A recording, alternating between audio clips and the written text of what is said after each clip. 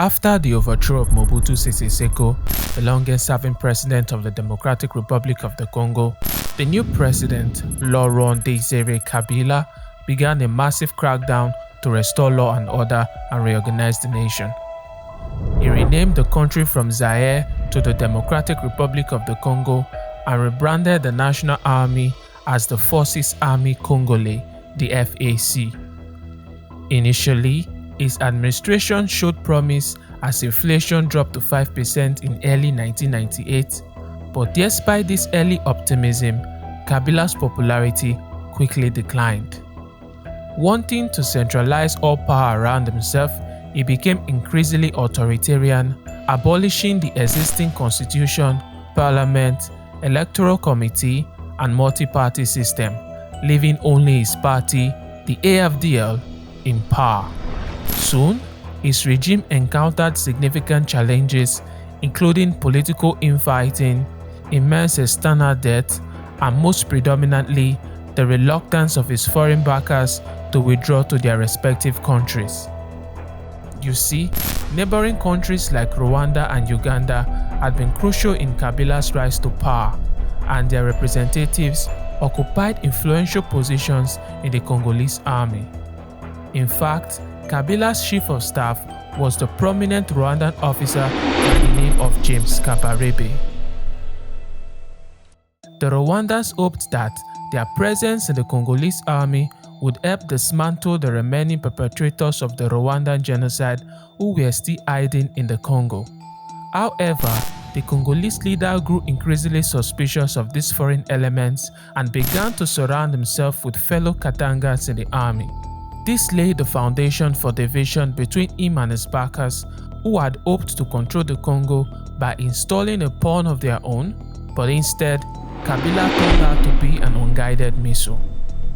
On the 14th of July 1998, amid growing protests against foreign interference, Kabila announced the dismissal of James Kabarebe, replacing him with a native Congolese by the name of Celestin Kifwa. Although this move strained the already troubled relationship with Rwanda, Kabila attempted to soften the blow by making Kabarebe the military advisor to Kifwa.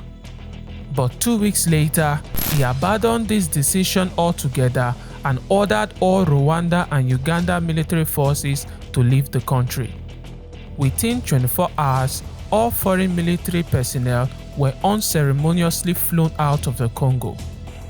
However, the people most alarmed by this order were the Banyamulenge Tutsis of Eastern Congo, who were closely aligned with the Rwandans.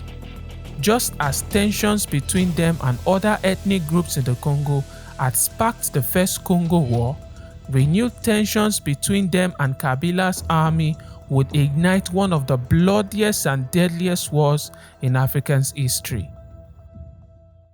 On the 2nd of August 1998, rebellion broke out in Eastern Congo as the largely Banyamulenge 10th and 12th Brigades of the Congolese army mutinied against their officers. The next day, troops from the Rwandan, Uganda, and Burundian armies crossed the border to support them. Together, they formed the Rally for Congolese Democracy, the RCD, and quickly dominated the provinces of North and South Kivu, seizing control of the key cities of Goma, Uvira, and Bukavu. Led by a Congolese intellectual by the name of Ernest Wamba Diawamba, the RCD often clashed with local militias like the Mai Mai and the Interahamwe, who now controlled the interiors and were supported by Kabila. On the 4th of August 1998, Rwanda and Uganda soldiers, under the command of James Kabarebe, decided to take the war to Kabila's doorstep. They hijacked 3 airliners in the east and flew an elite force to the military base at Kitona, near the mouth of the Congo River. There, they threatened to take the Congolese capital of Kinshasa from the west. Rapidly reinforced by further flights, they integrated with troops from Mobutu's former army, the FAZ, and grew to about 11,000 men. Soon, Towns around Kitona began to fall in rapid succession as the government forces, comprising only 6,000 men, were completely overwhelmed by the rebels. By August 13th, less than 2 weeks after the revolt began, the rebels had seized control of the crucial port city of Matadi and the Inga hydroelectric power station, cutting off power to Kinshasa. Kabila seemed to be on the brink of defeat as his troops stood no chance against Kabarebe's men, but just in the nick of time, he received foreign assistance. Between the 19th and the 22nd of August, soldiers from the Zimbabwean and Angolan armies entered the Congo and began the liberation of Kitona. Things quickly escalated into a full-blown continental war as troops from Namibia, Sudan, Chad, and the Central African Republic joined the fighting, aligning with Kabila. They were also supported by Libya, who provided a few planes. Ultimately, Kabila had a 7-nation army at his disposal, facing off against the armies of 3 eastern countries operating behind the ROCD. In no time, Western Congo was back in Kabila's hands as an Angolan armored column crossed the frontier from Cabinda, attacking the rebels from the rear and recapturing Kitona.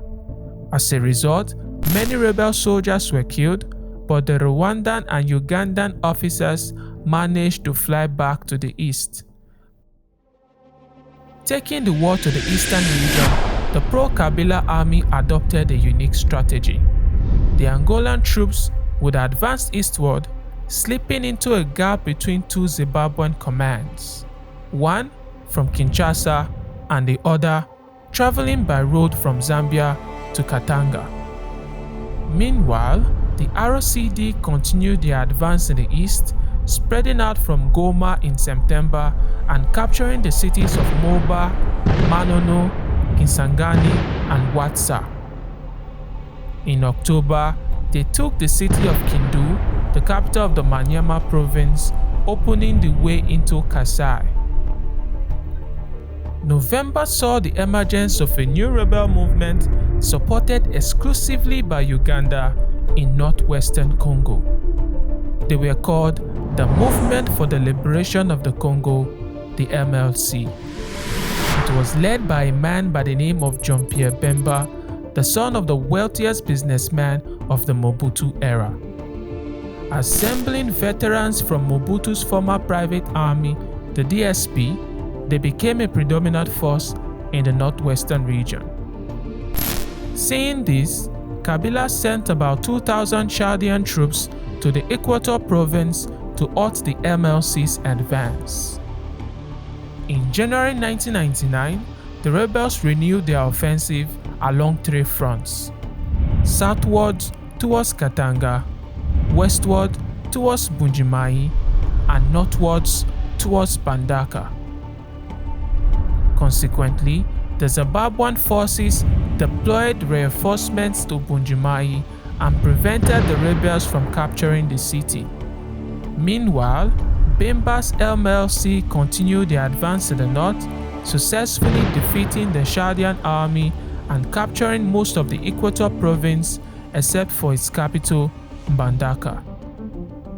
By the end of 1999, the map of the Congo was now clearly divided. Kabila with his allies controlled the west and the south, while Bemba's MLC, backed by Uganda, dominated the north. In the east, Wamba Wamba's ROCD, supported by Rwanda and Uganda, fought against the Interahamwe and the Mai Mai militias, backed by Kabila. Diplomatic efforts to end the conflict had been ongoing since the beginning, but none had succeeded. However, in July 1999, a glimmer of hope emerged in Lusaka, Zambia, where the 6 warring countries signed a ceasefire agreement. They agreed to set up a joint military commission to disarm and document all the armed groups and militias in the Congo. However, a few concrete steps were taken to disarm these militias, and in the following months, each side accused the other of repeatedly breaking the ceasefire and resumed the war. During the second phase of the war, tensions within the leadership of the RCD reached a boiling point when its leader, Ernest Wamba Diawamba, was ousted in favor of a pro-Rwandan figure by the name of Emile Ilunga. As a result, Wamba decided to move his base from Goma to the Ugandan-controlled Kisangani, forming a breakaway faction known as the RCD Liberation Movement. This split left a pro-Rwandan faction of the RCD in Goma. In the following months, the alliance between Rwanda and Uganda would eat the rocks. They no longer fought together to seize Kinshasa and overthrow Kabila, but against each other to seize control of the mineral wealth in Kisangani. You see, Kisangani was the main regional trading center for diamonds, and even though it was controlled by Uganda, Rwanda was also interested in the proceeds and decided to dislodge its northern neighbor. On at least 3 occasions, gun battles erupted in the street of Kisangani between the two factions of the RCD, resulting in thousands of deaths. To this day, the inhabitants of Kisangani remember the One-Day War of August 1999, the 3-Day War of May 2000, and the 6-Day War of June 2000. By the end of the year 2000, the fighting had settled down into a trench warfare on critical fronts, with the rebels unable to make any further progress, but capable of stopping any counter-offensive from the government troops. We don't want Kabila in our country. Why? Because he don't give us money. Many people are suffering with hunger, and many people make Kabila. On the 16th of January 2001, Kabila was having a meeting with one of his advisors at the Marble Palace in Kinshasa when one of his bodyguards, an 18-year-old by the name of Rashidi Mizeli, walked up to him to whisper something in his ear. Suddenly, Mizeli drew out an automatic pistol and shot Kabila 3 times, with one of the bullets fatally piercing the back of the president's colossal head. A few minutes later, Mizeli was shot and killed by one of Kabila's closest advisors, the person of Colonel Eddie Kapend. Kabila was immediately flown to a clinic in Kinshasa and then transported to Zimbabwe for intensive care. But unfortunately, he was declared dead at about 10 a.m. on January 18th, 2001. His remains were returned for a state funeral the following week. The circumstances surrounding Kabila's assassination remains a mystery and have been the subject of considerable debate. The consensus, however, is that he was killed by one of his kadogos, a Swahili word for child soldier, who was part of a group that conspired to eliminate him. You see, the kadogos had been instrumental in Kabila's rise to power during the First Congo War. But now that he was in power, they felt increasingly marginalized. Their discontent grew even further after the mysterious murder of their beloved leader and one of the founding fathers of the AFDL, the person of Osem Musasu Nindaga. However, the final nail in the coffin for Kabila was when he ordered the execution of 47 Kadogos accused of plotting against him. Ironically, this took place exactly the day before he was assassinated. Kabila's death marked a turning point in the war. By a unanimous vote, his son, Joseph Kabila, was quickly appointed to replace him. At just 29 years of age, he became one of the youngest presidents in the world. Less than a month after his father's death, he met with Paul Kagame, its Rwandan counterpart and archenemy in New York, and spoke of peace, national unity, and the role of the international community. As a result, the Democratic Republic of the Congo agreed to a UN pullout plan with Rwanda and Uganda and began withdrawing their troops from the front lines. However, this did not mark the end of the war, as it now entered a more brutal and exploitative phase. In 2002, Rwanda's position in the war began to deteriorate. Many members of the RCD Goma either ceased fighting or decided to join the government of the young Joseph Kabila. Western Congo was becoming increasingly secure and inflation was brought under control. In the east, however, Rwanda and Uganda had resolved within themselves to capitalize and exploit the vast mineral resources present in the Congo. Between 1999 and 2000, Uganda made an average of $93 million annually from gold exports. At the same time, Rwanda was exporting about $29 million worth of the same mineral each year. This is a great deal, especially when one realizes that neither country has significant domestic gold deposits.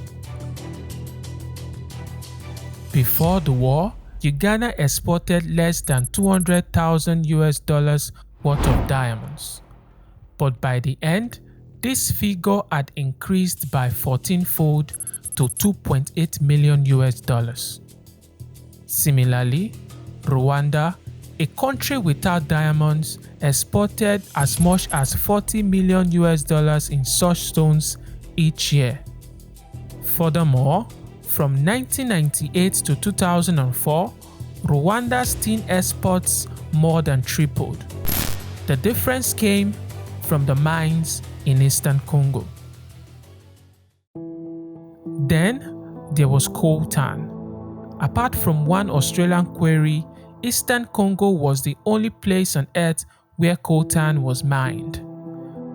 The Rwandans controlled these mines and exported a mind-boggling $240 million worth of coltan annually between 1999 and 2000, with most of that being pure profit. Unsurprisingly, Rwanda and Uganda were not the only ones profiting from this pillage. Numerous multinational mining companies, elusive arms dealers, corrupt businessmen from Switzerland, Russia, Kazakhstan, Belgium, the Netherlands, Germany, and the United States made a killing by capitalizing on the Congo's stolen raw materials, operating in a highly unregulated marketplace. Additionally, poaching became a major business in the Congo. Nearly half of the 130 mountain gorillas, already a rare species, disappeared during the war. Furthermore, the war saw a commercialization of violence, widespread human rights violations, and ethnic hatred disguised as commercial rivalry. Approximately 60,000 Umbuti pygmies were massacred by Mbemba's MLC during the war. Similarly, in the Ituri district, the two major population groups there, the Emas and the Lendus, fought fiercely for the control over the region's gold pits. The war also led to the rise of numerous local militia groups, primarily composed of young boys. In a country where the educational system had collapsed and life expectancy was low, the war provided a sense of purpose and identity for these boys. Over the following months, negotiations and peace talks would continue to be held, and on the 30th of July 2002, Rwanda and the Democratic Republic of the Congo signed a peace deal in the South African capital of Pretoria. The war officially came to an end when the Congolese government and all the major warring parties signed an all-inclusive agreement which established a transitional government to be implemented within 2 years. In terms of casualties, the Second Congo War is regarded as the deadliest conflict since the Second World War, claiming the lives of over 5 million people, with most of the deaths resulting from malnutrition and disease. Despite its devastating impact, the war has largely evaded international media attention due to its perceived complexity and obscurity.